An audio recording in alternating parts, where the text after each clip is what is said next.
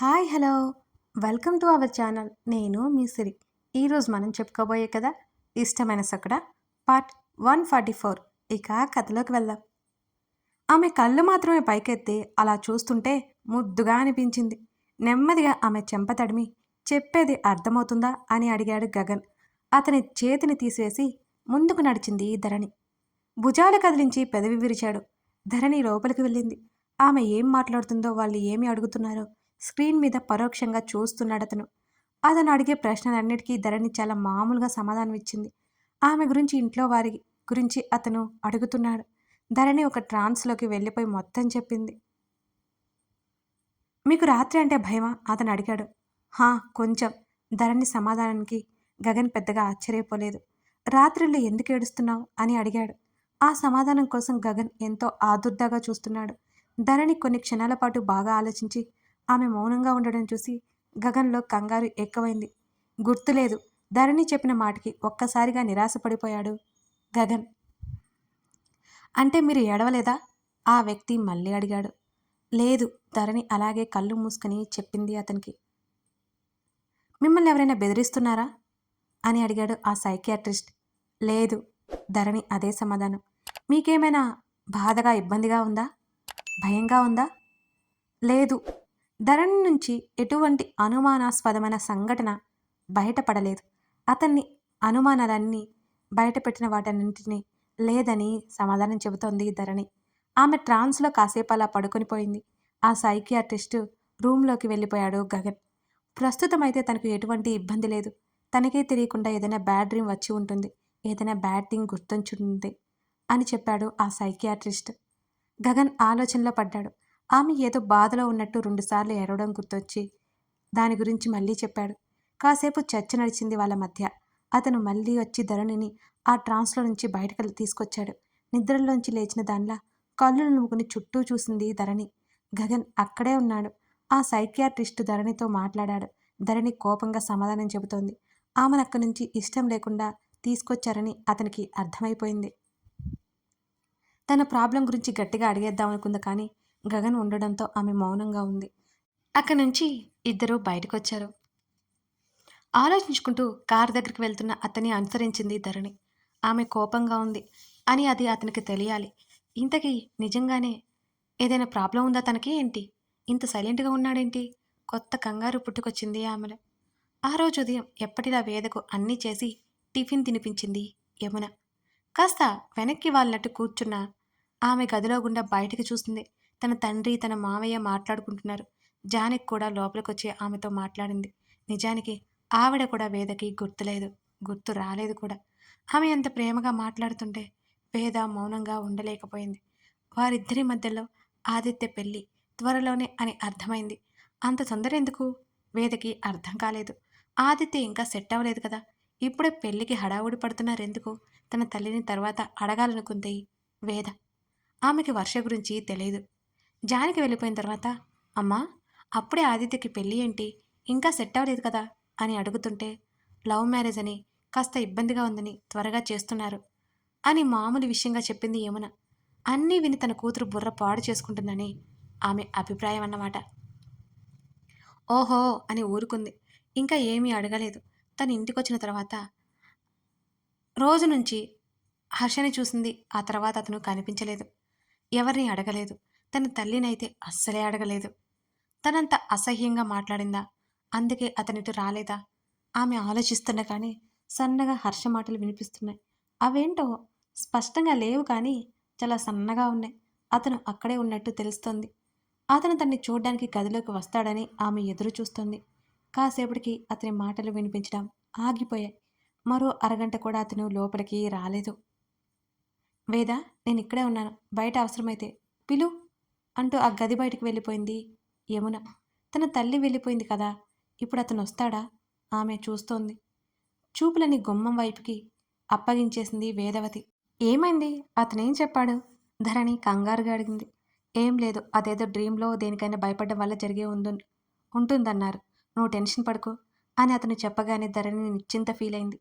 అప్పటికే తను కొట్టుకుంటూనే ఉంది. తన మాటలు పట్టించుకుంటేనే కదా ఇతను. ఎవరో చెప్తే గానీ నమ్మకం కలగదు. ధరణి కోపంగా ముఖం తిప్పుకుంది. ఇద్దరూ ఇంటికి వెళ్ళగానే, నువ్వు వెళ్ళు, గగన్ కారు ఆపగానే చెప్పాడు.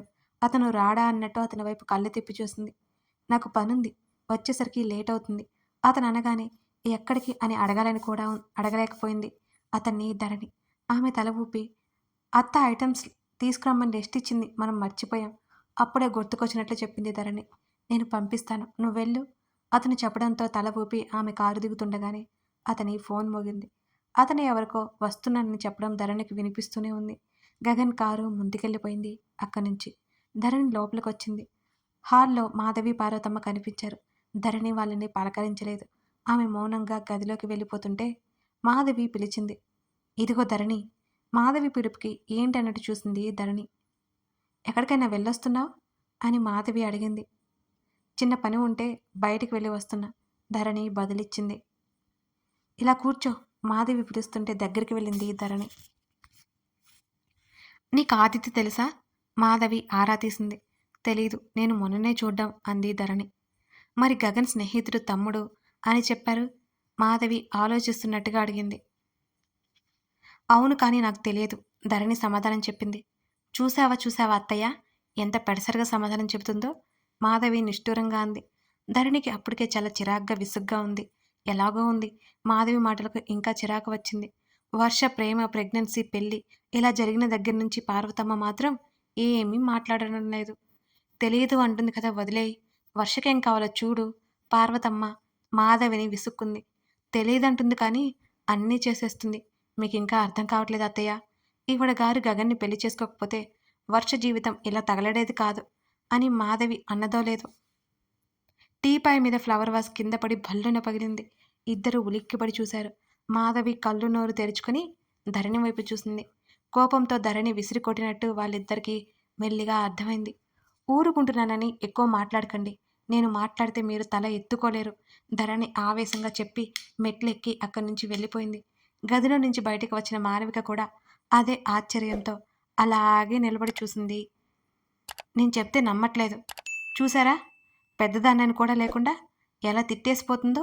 ఇక్కడ వద్దు అంటే వింటేగా మీరు అంటూ పార్వతమ్మ దగ్గర ఏడవడం స్టార్ట్ చేసింది మాధవి. పార్వతమ్మకి విసుగు వచ్చింది. వెళ్తున్న దాన్ని కదిలించుకొని తిట్టించుకోవడం అంటే ఇదే అనుకుని ఊరుకుంది పార్వతమ్మ. వర్ష పెళ్ళవగానే వెళ్ళిపోదాంలే, నోరు మూసుకో కోడలికి చెప్పింది పార్వతమ్మ ఓవైపు విసుక్కుంటూనే. మాలవిక అక్కడికి వచ్చిన ఇద్దరు ఏం మాట్లాడలేదు. ఆవిడికి చెప్పినా ధరణికెళ్ళే సపోర్ట్ చేస్తుందని వాళ్ళిద్దరి అభిప్రాయం కూడా. రూమ్లోకి వెళ్ళి డోర్ లాక్ చేసుకుని బెడ్ మీద పడిపోయింది ధరణి. ఆమెకెందుకో ఏడుపు వచ్చింది. ఎందుకో తెలీదు. ఏమంటున్నావురా నువ్వు? గగన్ ఆశ్చర్యంగా కుర్చీలో నుంచి పైకి లేచాడు. అవును, ఆ నరేన్ చనిపోయాడు. హర్ష తలదించుకొని మౌనంగా చెప్పాడు. ఎలా? గగన్ అడిగాడు. తెలీదు, చనిపోయాడని మాత్రం తెలుసు అని అన్నాడు హర్ష. అయితే ఏమంటావిప్పుడు? నువ్వు డేంజర్లో ఉన్నావంటాను హర్ష గట్టిగా అన్నాడు. ఏం మాట్లాడుతున్నావురా? వాడి బాబు నన్ను చంపేసేంత కోపం ఉంది. ఎలాగో తప్పించుకున్నాను. ఇప్పుడు నీ మీదకి షిఫ్ట్ అయింది. వాడికి నేనెవరో కూడా తెలియదు అని గగన్ అన్నాడు. అని నువ్వనుకుంటున్నావు గగన్? అతను ఊరుకోడు హర్ష ఆవేశంగా అన్నాడు. వాడి కొడుకు చేస్తే మనమేం చేస్తాం? గగన్ విసుక్కున్నాడు. వాణ్ణి ఇండియా రప్పించింది నువ్వే అని తెలుసు అన్నాడు హర్ష. హర్ష వైపు ఒకసారి చూసి అయితే ఏంటి విసుగ్గా అడిగాడు గగన్. నాకేదో చేయబోయి నువ్వు చిక్కుల్లో పడుతున్నావు గగన్ చేతిని పట్టుకుని చెప్పాడు హర్ష. నువ్వు అనవసరంగా కంగారు పడుకో హర్ష. నిజంగానే చెప్తున్నాను. నరేన్ చావడానికి నాకు ఎటువంటి సంబంధం లేదు అని గగన్ చెప్తుంటే హర్షకు కూడా నిజమే అనిపించింది. గగన్ అబద్ధం చెప్పడని అతనికీ తెలుసు. వాణ్ణి ఎవరో చంపేశారని టాక్. ఇప్పటికీ నువ్వు నాకు సాయం చేస్తున్నావని ఆ మినిస్టర్కి తెలిసిపోయింది. నువ్వు జాగ్రత్త. నా పరిస్థితిలో నిన్ను నేను చూసుకోవాలి అని అనుకోవడం లేదు హర్ష ఒక్కింత గంభీరంగా చెప్పాడు. గగన్ ఎక్కువ వాదించలేదు. అతనే నమ్మలేకపోతున్నాడు మరి నరేన్ చావు గురించి. సరే గగన్ ఇంకెక్కువ మాట్లాడలేదు. మేఘన ఎందుకు నిన్ను కలవాలని అంది. ఏమైంది?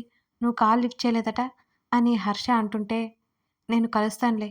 వేద ఏం చేస్తుంది? ఎలా ఉంది అని గగన్ అడుగుతుంటే లోపలే ఉంది, వెళ్ళి మాట్లాడు, తర్వాత కలుస్తానులే, వెళ్ళాలి అని అన్నాడు గగన్. జాగ్రత్త మరీ చెప్పాడు. వేదని ఆ పరిస్థితుల్లో చూస్తున్న అతనికి ఏ విషయాన్ని తేలిగ్గా తీసుకోవాలని అనిపించడం లేదు.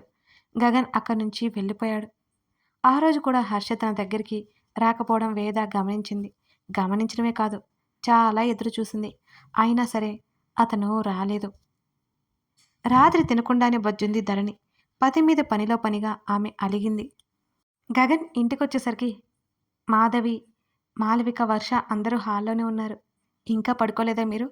అని అడుగుతూనే తల్లి పక్కన కూర్చున్నాడతను. దీని పెళ్లి ఉందిగా, ఆ విషయాలు మాట్లాడుకుంటూ కూర్చున్నాం. అలా అని మాలవిక అంటుంటే, అత్త అదేం కాదు. మీరు ఎక్కడి నుంచి ఎక్కడికో టాపిక్ తీసుకుని వెళ్తున్నారు.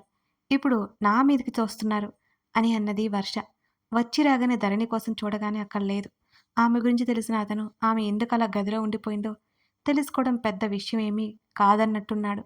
డిన్నర్ చేసావా గగన్? మాలవిక అడుగుతుంటే చేసినట్టుగా తలాడించాడు గగన్. అతను అక్కడి నుంచి గదిలోకి వెళ్ళి వచ్చేశాడు లేచి. అతను వచ్చేసరికి ధరణి నిద్రపోతూ కనిపించింది. ఫ్రెష్ అయి వచ్చి టైం చూశాడు. 11 గంటలయింది. చలికి కనీసం ఫ్యాను కూడా వేసుకోకుండా ముడుచుకుపోయి పడుకుంది. అతడు మరోసారి టైం చూశాడు. ధరణి పక్కన చేరి తల కాస్త పైకెత్తి ఆమె ముఖంలోకి చూశాడు. ఆ బెడ్ లైట్ వెలుతురులో ఆమె ముక్కు పుడక స్పష్టంగా కనిపిస్తోంది. తళుక్కుమంది. నిద్రలో పెదవులు బిగించి పడుకుంది. ఆమె నడుమును చుట్టూ చెయ్యేసి వెనక నుంచి కౌగిలించుకున్నాడు గగన్. ఆమె పొట్ట తడమగా లోపలికి పోయి కనిపించింది అతనికి. తినకపోతే చచ్చావే అనుకుంటూ ఆమెను డిస్టర్బ్ చేయడం మొదలుపెట్టాడు అతను. ధరణి నిద్రలో కదిలి ముఖం చిట్లించింది. ఆమె ఉదరం మీద అతని చెయ్యి కదులుతూనే ఉంది. అంటూ మూలిగింది నిద్రాభంగం కారణంగా. అయినా అతను ఊరుకోలేదు. అతని చేతులు ఆమె దేహాన్ని తాకుతూ ఉంటే ఒక్కసారిగా ఉలిక్కిపడి నిద్రలోంచి మేల్కొంది ధరణి. ఆమె ఆయాసంగా తల తిప్పి చూస్తే గగన్ కనిపించాడు ఆమెకి. ఆమె చిరునవ్వు నవ్వబోయి కూడా ఏదో గుర్తుకొచ్చినట్లుగా పెదవులు బిగించింది. తన చుట్టూ ఉన్న అతని చేతులు తీయడానికి అతని చేతిని పట్టుకోగా మరి కాస్త దగ్గరికి లాక్కున్నాడు గగన్. అతను ఏం చేసినా ఎలా ఉన్నా కనీసం అతన్ని విడిపించుకోలేదు తను. వదిలించుకోనూ లేదు. అది తన బలహీనతనో ఇంకేదో తనకే తెలియదు. మనసులో కూడా అతనొక్క మాట కూడా అనుకోవడం తనకి కష్టం. ధరణి ముఖం దించి అతని చేతిని వదిలేసింది. తిన్నావా? అతను అడుగుతుంటే ఆమె సమాధానం చెప్పలేదు. తినలేదంటే అమ్మో చంపేస్తాడు. అతని ముందు అబద్ధం చెప్పడం చాలా కష్టం. తిన్నాను అన్నట్టు తల ఊపింది కానీ అతన్ని చూడలేదు. మరి ఇదేంటి లోపలికి పోయింది? ఆమె పొట్ట తడుముతూ అన్నాడు గగన్. ధరణి మాట్లాడలేదు. తన బాధ ఏంటో పట్టది తనకి. తను వద్దంటుంటే తీసుకెళ్ళిపోయాడు. తన్ని పట్టించుకోకుండానే వెళ్ళిపోయాడు. ఇప్పుడు తినలేదా తాగలేదా అంటే ఏం చెప్పాలి తను? ధరణి ఏ సమాధానం చెప్పకుండా కళ్ళు మూసుకుని దుప్పటి కప్పుకుంది. దుప్పటి ముఖానికి లాక్కుంది. అతనికి కోపం వస్తుంది. ఈ విషయం తనకి తెలుసు. కానీ ఈసారి తనేం కరిగిపోదు. ధరణి తనకు తానే శబ్దం చేసుకుంది. మరోవైపు అతని చల్లని చేతులు ఆమె నడుముని సవరిస్తుంటే ఆమె శరీరం అంతా జల్లుమంది. చలిగా ఉంది. ఎట్టకేలకు నోరు విప్పింది. అతని తాకిళ్ళకి ఆమె వణుకుతూ. అయితే ఏం చేయమంటావు అని గగన్ అడగడంతో ఆమె మాట్లాడలేదు. నోట్లో ఏం పెట్టుకున్నావు? అతను విసుక్కున్నాడు ధరణిని. అతను ఏం మాట్లాడినా తను కరిగిపోకూడదు. తనకు తానే మరోసారి చెప్పుకుంది ధరణి. ఆమె హృదయం మీదకి చేరిన అతని తలని దగ్గరికి లాక్కోవాలన్న కోరికను బలవంతంగా ఆపుకుంది. ఆమె చేతులు అతన్ని చుట్టుకోనలేదు. అది వ్యతిరేకత కాదు. ఆమెలో సందిగ్ధత, అసహనం అని అతనికి తెలుసు.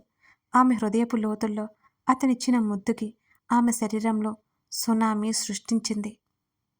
ఆమె చేయి బలంగా అతని తలను తన వైపుకి లాక్కుంది. అతని పెదవులు విచ్చుకున్నాయి గర్వంగా. ఆమె కంఠం మీదుగా అతని పెదవుల ప్రయాణం ఆమె పెదవుల దగ్గర ఆగింది. ఊపిరి బిగబట్టి కనులు మూసుకుంది ధరణి గట్టిగా. కథ కొనసాగుతోంది. లైక్ చేయడం, కామెంట్ చేయడం మర్చిపోకండి ఫ్రెండ్స్. అవి మనకి చాలా చాలా అవసరం. Thank you for watching this video. మరో ఎపిసోడ్తో మళ్ళీ కలుద్దాం.